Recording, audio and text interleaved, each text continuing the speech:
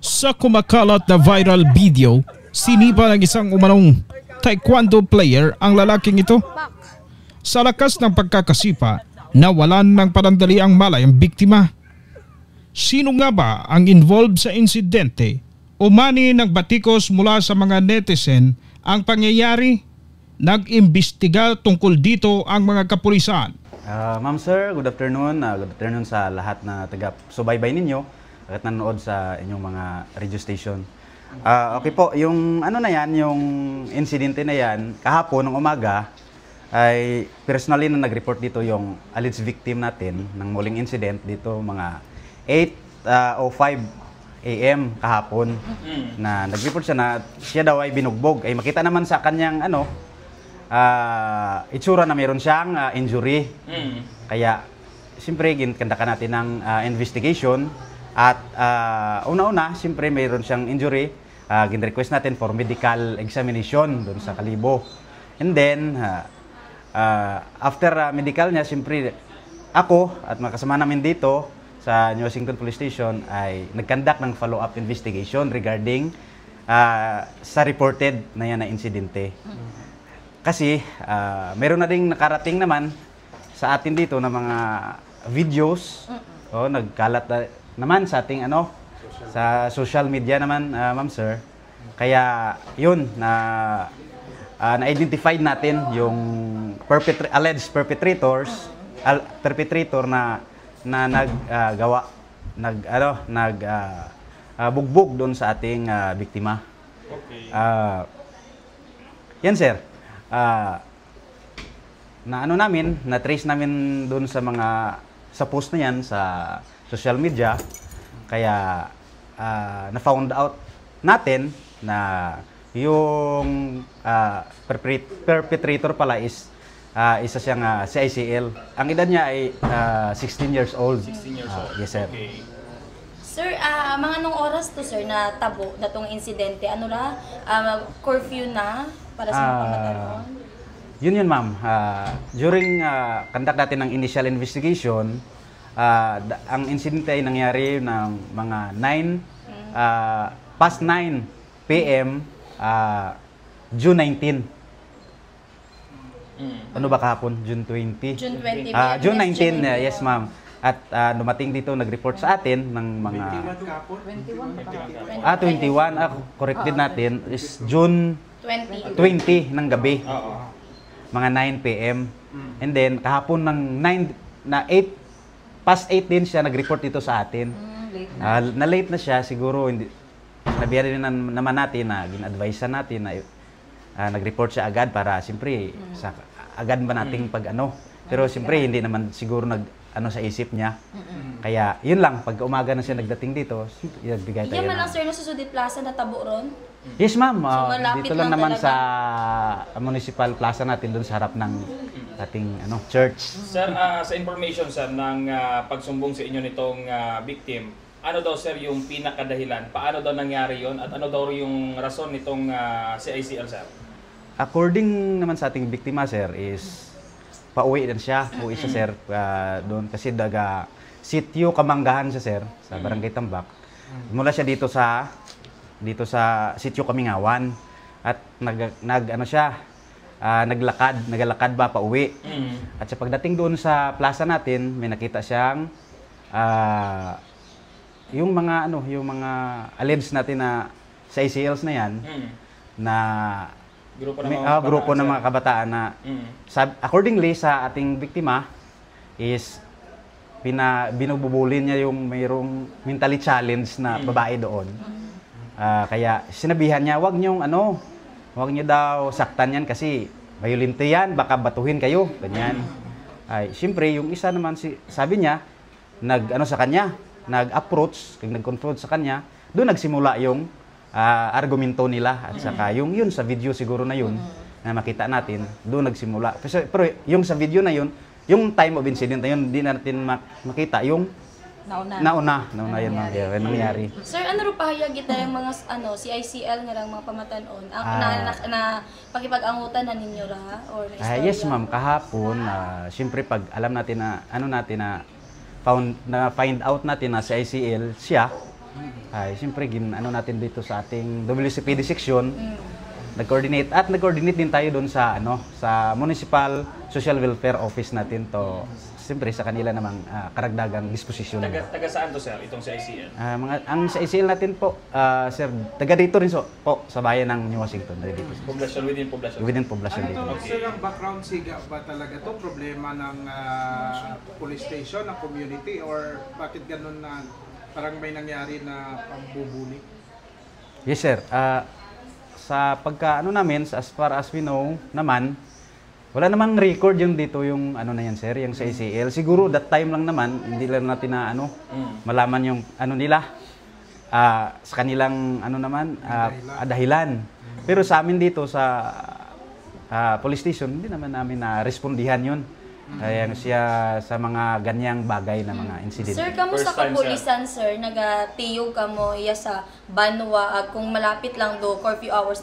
Kumaga remind ba ka mo gasita sa mga grupo nga rat pamatanon niya nagataw tambay gyapon sa mga public places? Yes, sir. Ma'am, yes. Meron tayong curfew for minors na yan na ina-implement natin. Together man, from time to time, nag-conduct tayo ng roving, tawag niyan, together with our MSWDO personnel na sa atin nagtutulong na sa pag-remind sa mga minors na yan na nag-violate sa ating curfew hours. Sir, mauno ka matuod nga taekwondo player ko no, raya nga nga CICL nga ra. Nakita na sa video nagpanipay mo medyo mataas na matulog ra ng flying kick ka ra. Yes, ma'am. Accordingly, sabi naman niya na nagti-training din siya sa ganyang sports. Sa kanya lang naman siguro yun, mama, i-prove niya kasi wala naman kaming sa kanya. Sir, ano yung dating record ni Triumph CICL? Amat ginkabig nga CICL. May mga ng mga nahimo dati. Siyempre, ma'am, sa atin naman, once na may merong ginawa yung minor na against sa ating batas, ay tinatawag naman natin siyang child in conflict with the law. Kasi yun yung nila, yung tawag sila sa sa batas. Hindi matawag na Hindi suspect. natin na matawag ng suspect kasi doon sa minority nila na aspeto. So matapos ang mga investigasyon na yan, sir, ano naman ngayon ang aksyon na ginawa ng DSWD at ng pamunuan ng New Washington Police Station? Yes, sir. Siyempre, sir, tama, nag-coordinate naman doon sa ating Municipal Welfare Office at sabi nila doon together with our WCPD dito na duty investigator na ipatawag nila yung mga involved na mga minors na yan for kanila namang program or nung program nila na i-implement doon sa mga kabataan. Dito, sir, sa part po ng New Washington PNP, napatawag na po siya, sir, sa WCPD. Nanghingi ba sir ng pasensya itong CICL sa binugbog niya, sir? As of now, sir, siyempre hindi pa sila nag-meet na dito sa ating station. At saka hindi naman siguro natin saklaw sa siguro ang gawin natin yun, pag-assist lang sila doon sa sa MSWDO natin na doon na sila magharap if ever. Or if ever doon sa barangay, sir. Ano ang plano nitong CICL, sir? Wala pa namang sir, yung sa ACL kung talaga yung yung plano ng biktima sa kanya. Baka doon na sila sa pagharap nila, sir, Sir, may pananagutan, syempre minor, may pananagutan ang parents ng itong CICL sa nangyari?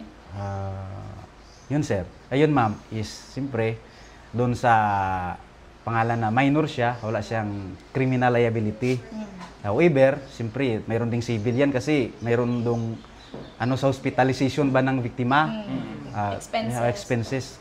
Yun yung sagutin ng, hindi naman natin masasabi yan, pero obligasyon naman most probably ng parents. Hindi pa namin ma'am, hindi pa namin alam. Kamusta ro biktima makaron nga?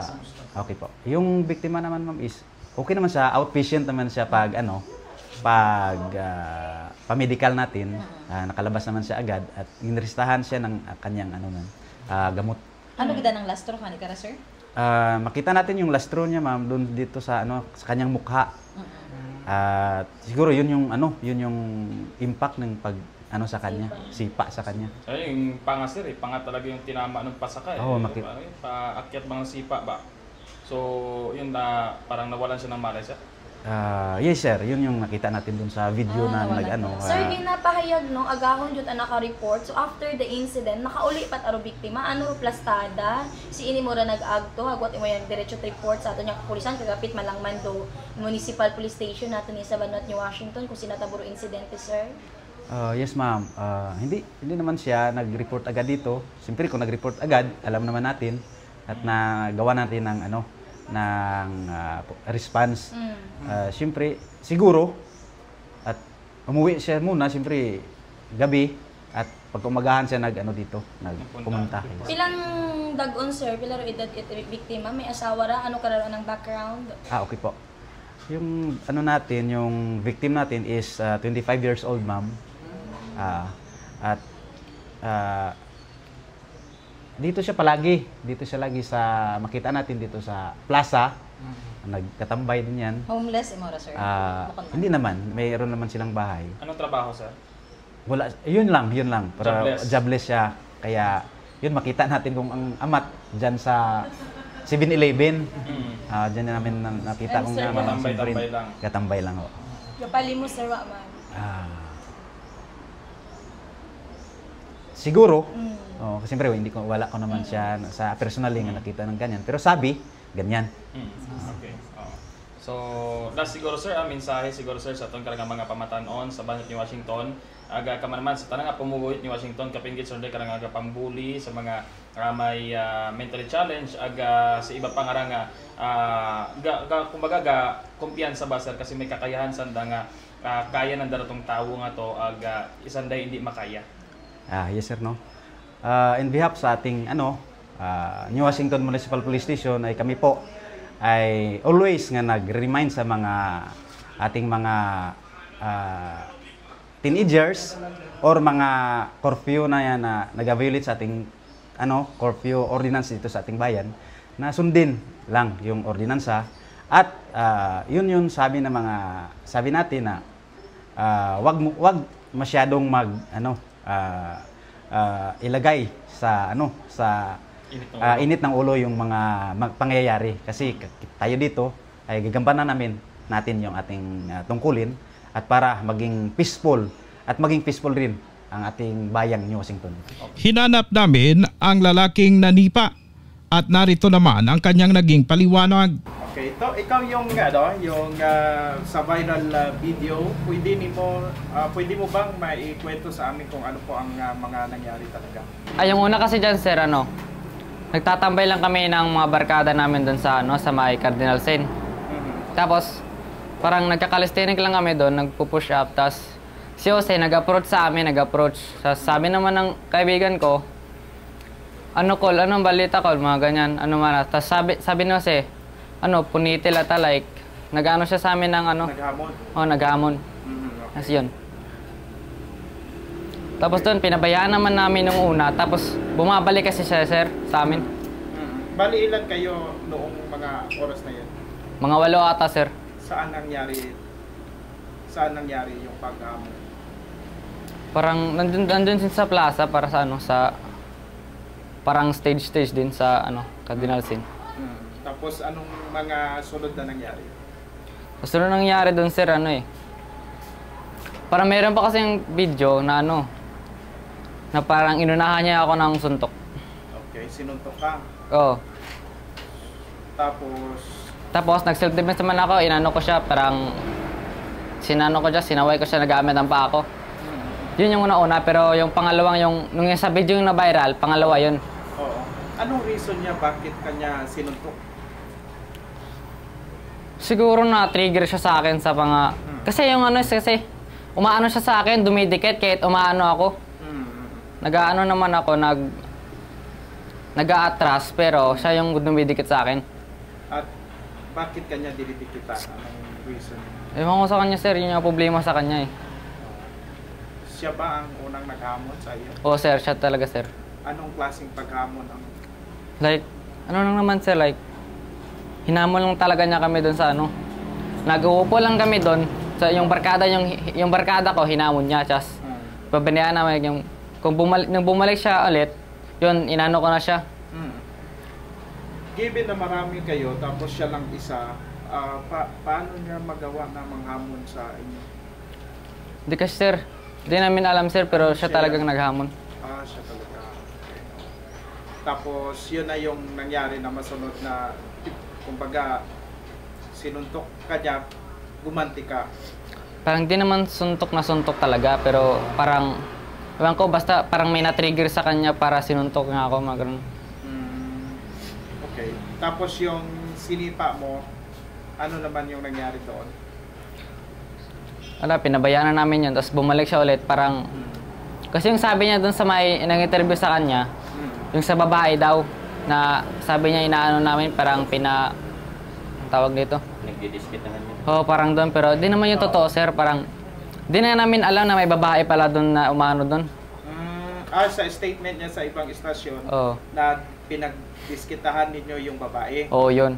na kakilala niya kung kaya hinamon niya kayo, or Hindi ka na. sinaway kayo. Oo, pero sinaway kami, parang Tapos parang kayo pa ang nagalit. di naman kami nagalit, sir. Sa kanyang statement, parang gano'n nangyari. Oo. Okay, sige. Sa iyong version naman, mayroon ba talaga na ganong babae na O, meron talaga doon, sir, umano siya, pero di naman namin inano yun, sir. Di naman namin pinaganuhan, di namin inanuhan. Basta nakita lang namin doon nung pinuntahan ni Jose. Doon namin napansin na may babae pala doon. Tapos ayun. Tapos meron pang babae, dalawa dito, parang wala, normal naman sila, nagtatambay lang naman. Tapos na nakita nila, pinuntahan ni Jose yung babae, yung palaboy na babae. Tapos pinuntahan ng isang babae din, dalawa sila. Pero isa lang pumunta doon. Tiningnan lang naman nila si Jose kung anong ginagawa ni Jose doon.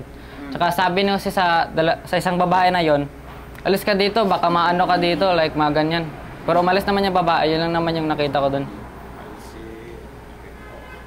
Tapos, so ngayon na nag-viral ka dahil doon sa talagang nasipa mo siya, pero allegedly na mayroon din palang ginawa sa iyo yung biktima. So ano na ngayon ang nag-settle ba kayo or ano?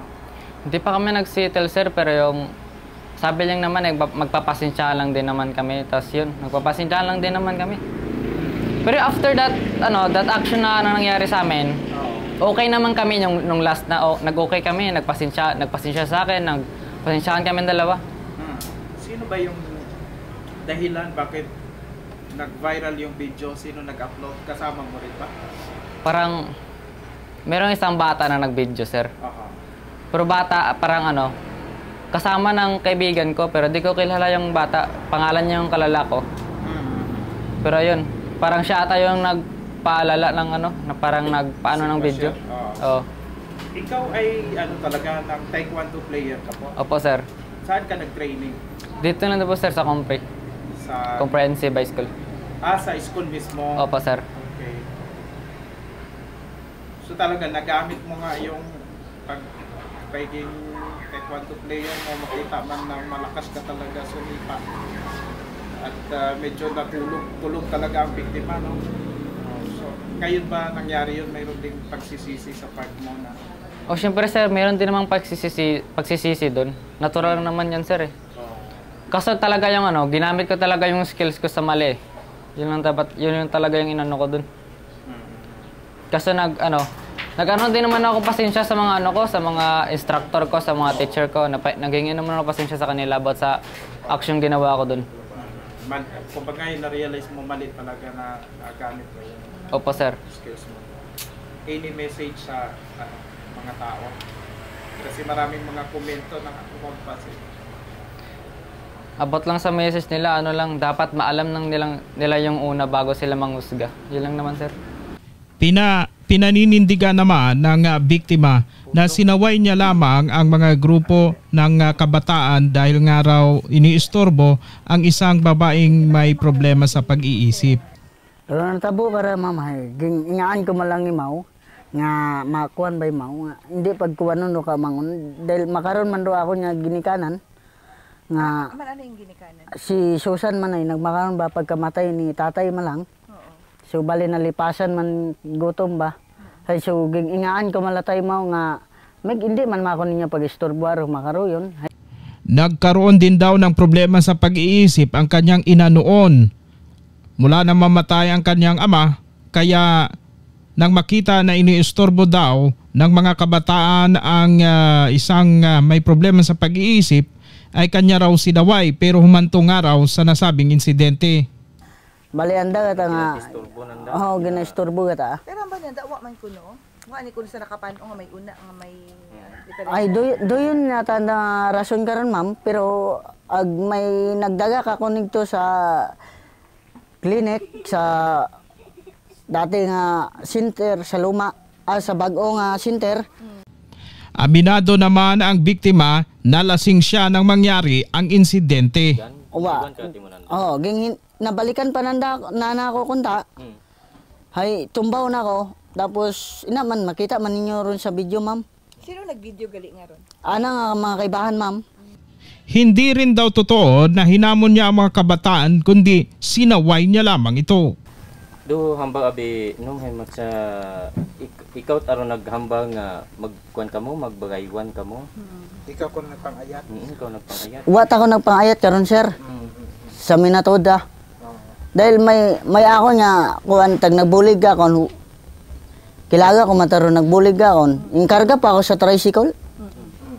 May kipag-ayos naman raw siya sa nasabing nambugbog sa kanya sakaling bayaran ang mga danyos perwisyo sa kanya. Ay kung bayaran na mata ko, in the time, do kuha mong gustong ibayad ni nanaki mo. Sa mga buong doon, sa ako nga kuan. Sa? Do gakita ba ako na 600 sa 7-Eleven. 600 kada adlaw? Oh. Nakita? Oh. Para sa? Pangalimos? Hindi, gabukas ako portahan. Inabi ako ga kuan. Oo. Gabukas tapos kinatawan ka tawo. Oo. Agabantay ako mga sasakyan. Nagka-parking. 600 a day gid Yes. Kita? Oh. Adlaw-adlaw gid aron gid aron. Oh.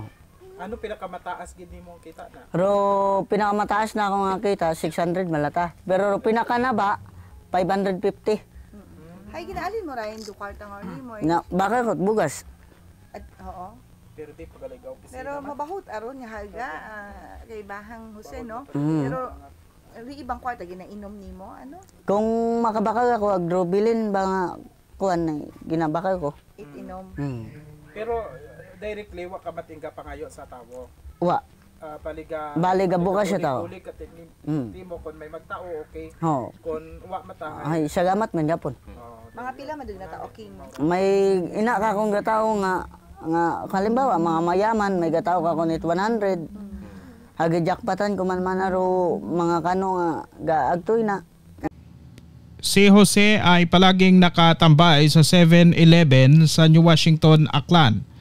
Minsan siya raw ay nagbubukas ng pintuan pag may mga customer na pumapasok at bumibili.